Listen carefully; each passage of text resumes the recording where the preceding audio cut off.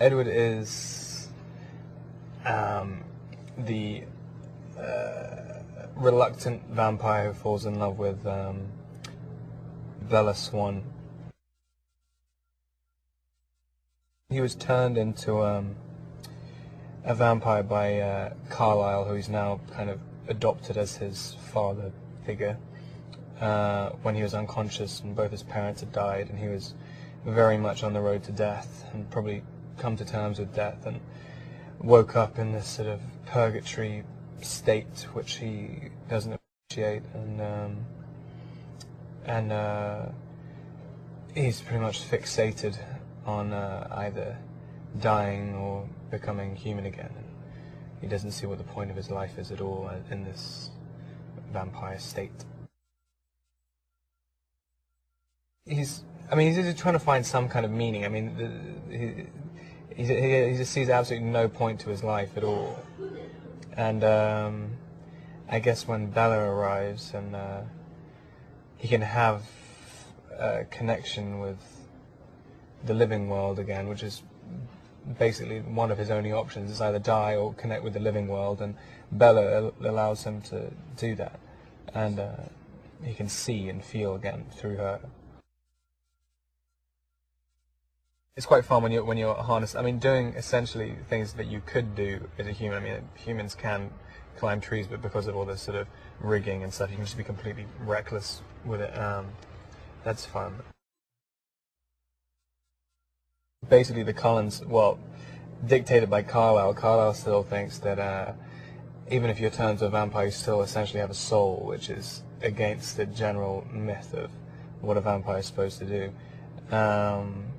And so you can still have some kind of enlightened existence, and you don't have to go around killing everyone. It's strange because for two characters who obviously don't know themselves that well, like Bella doesn't really know why she's falling for this guy and like having this bizarre feeling, and Edward definitely doesn't know hardly anything about himself, and yet they both know that this is the thing, and that's the completely unshatterable fact that they both have to be with each other. Bella is a little damsel in distress in the movie Twilight, based on the book by Stephanie Meyer.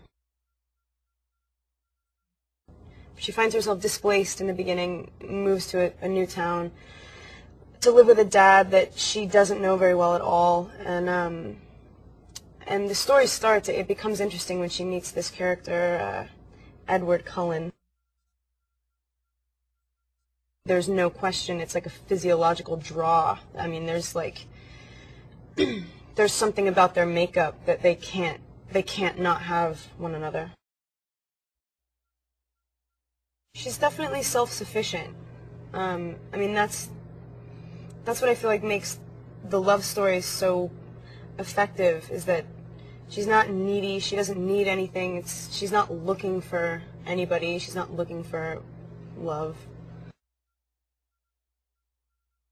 The Cullens have lived with this for a very long time and have found that mixing humans and vampires does not work, and they don't want to jeopardize their setup that they've, gotten used to, and Bella's a danger to them.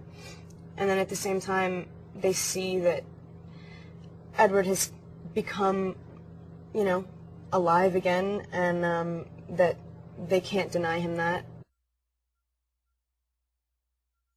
Edward is able to suppress his natural instincts and hold on to his human side, and I think James really envies that and thinks it's absurd and ridiculous to even try.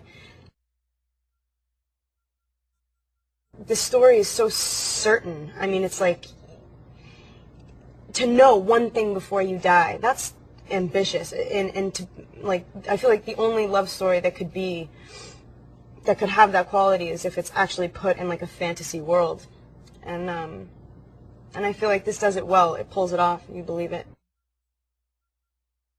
It's a pretty human, like, straightforward love story, and anybody who's human can relate to that.